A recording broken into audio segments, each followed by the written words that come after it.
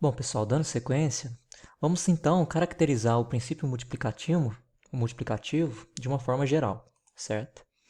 Então, assim, a gente pode dizer, se existem diversas situações em que cada uma dessas situações possui um número determinado de possibilidades, para encontrarmos o número total de correspondências, ou seja, combinações distintas entre essas possibilidades de todas as situações, basta eu fazer o produto da quantidade de possibilidades de cada situação. Bom, pessoal, eu sei que ficou um pouco às vezes confuso para alguns aí. Então eu vou tentar explicar de uma nova forma, certo? Então é o seguinte, estou dizendo para vocês que existe um número natural, certo? K de situações. Ou seja, eu tenho uma situação 1, uma situação 2, uma situação 3, até uma situação K, que vai depender desse número K aqui, certo? Bom, esse K aqui pode ser três situações, pode ser o número 3, pode ser o número 7. Ou seja, então eu vou ter 7 situações. Se o K for 10, eu vou ter 10 situações. O K também pode ser 100. Então, terei até 100, até não, terei 100 situações, certo?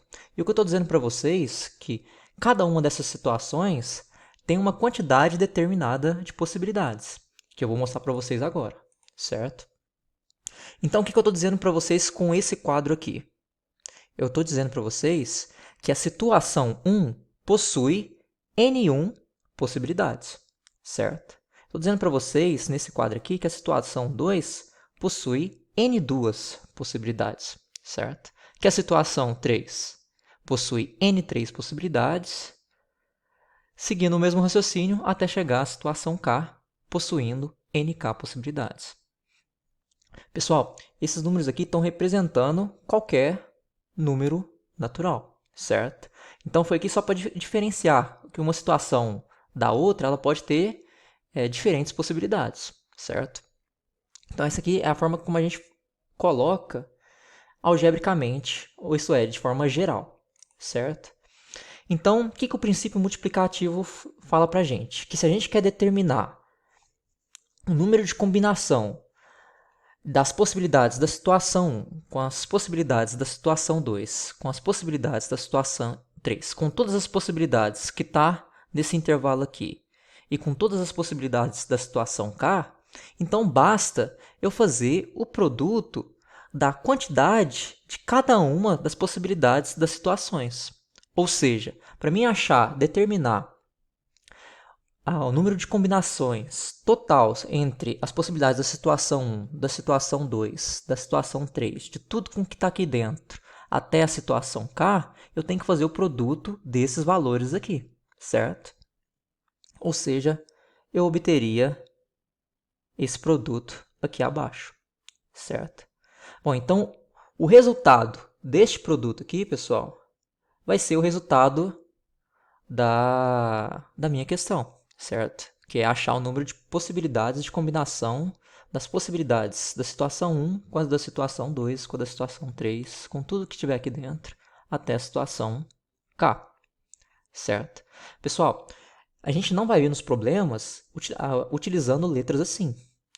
Que informações que o exercício vai nos dar para quando a gente precisar, para a gente resolver ele? Ele vai dar todas as situações, assim como eu dei aqui para vocês, e ele vai falar especificamente qual que é o valor de N1 aqui, ou seja, qual que é o valor, qual que é o número de possibilidades da situação 1, assim como ele vai falar o número, o número de possibilidades da situação 2 e também o número da situação 3 e assim por diante.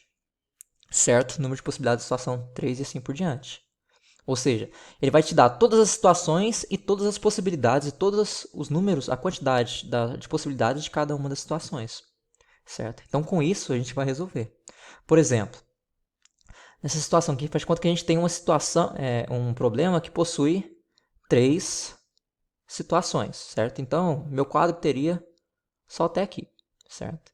Então, faz de conta que na situação 1 eu tenho duas possibilidades, na situação 2 ele me deu que tem 4 possibilidades, e na situação 3 também tem 2, certo? Então aqui tem 2, aqui tem 4 e aqui tem 2 de novo, novamente.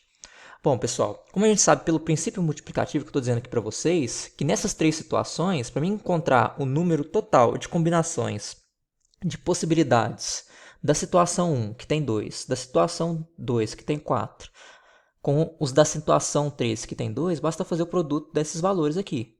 Então vai ser 2 vezes 4 vezes 2. Bom, 2 vezes 4 dá 8. E 8 vezes 2 dá 16. Então, nesse problema aqui que eu acabei de falar para vocês, o número de combinações de possibilidades com a situação 1, com a situação 2 e com a situação 3 seriam 16 possibilidades únicas, certo? Bom, pessoal, então vamos aqui para um exercício resolvido, certo? O exercício diz assim: para ir à praia, Silvia pretende colocar um maiô e uma canga. Sabendo que ela possui 5 maiôs diferentes e 3 modelos diferentes de canga, determine o número de maneiras distintas de Silvia se vestir. Bom, lembrando, pessoal, como eu falei para vocês, a gente não vai utilizar a árvore de possibilidades e nem a tabela para dizer quais são eles, até porque ela não especificou quais são eles, certo? A gente teria que dar nomes e tudo mais. Então, o que a gente vai fazer aqui? A gente vai utilizar o princípio multiplicativo, que foi o tema, basicamente, desses últimos 4 vídeos e dessa aula no geral, certo? Então, vamos ver primeiro quais são as informações que a gente tem sobre o problema. Bom, a gente sabe que a gente tem duas situações. Uma é a escolha de maiôs e a outra é a escolha de cangas. A gente sabe que Silvia tem 5 maiôs diferentes, enquanto em relação às cangas ela tem 3 cangas diferentes.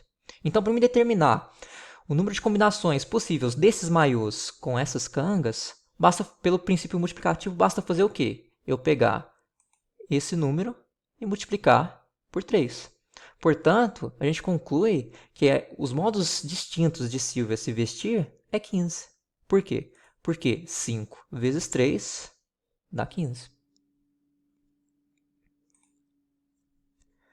Bom, pessoal, então isso conclui a aula dessa semana prevista pelos PETs, certo?